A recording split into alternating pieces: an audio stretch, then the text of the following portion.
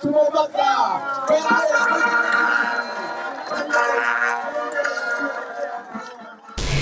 is a day that went down in history as Kenya got closer to becoming an exporting country. 4 insulated tank tankers, each carrying 150 barrels of oil, will be leaving for Mombasa every day in a journey expected to take 3 days per trip. At each stop, the crude oil will be tested to check the temperature of the oil, as Kenya's crude oil is considered very waxy. You know, the nature of our crude oil is waxy, and we want to know, when we're building up the pipeline, how much heat do we need? Do we really need the heat? When drilling, the crude oil comes out in 3 forms: water, oil, and gas. The hydrocarbons are then pumped up through an insulated pipeline and go straight into the separators, where the gas goes to the flare and the liquid are pumped into the storage tanks.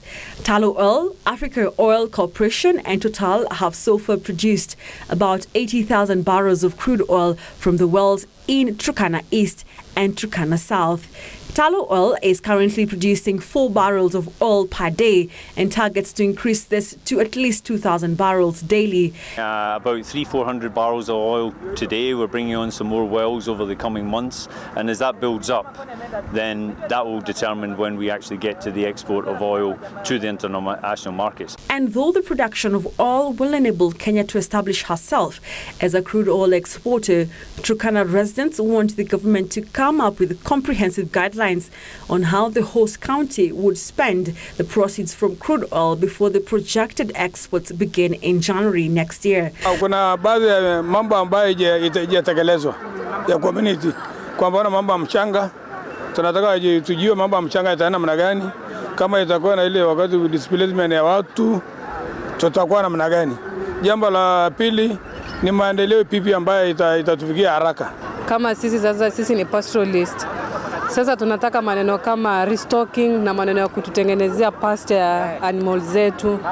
Some locals feel the 5% allocation reserved to the local community should be shared out to each resident. Nataka kujua kama wanaweza kutupatia, watupatie kwa njia kama ATM, kila mtu anaandikiwa yake na pia kwa njia ya ATM.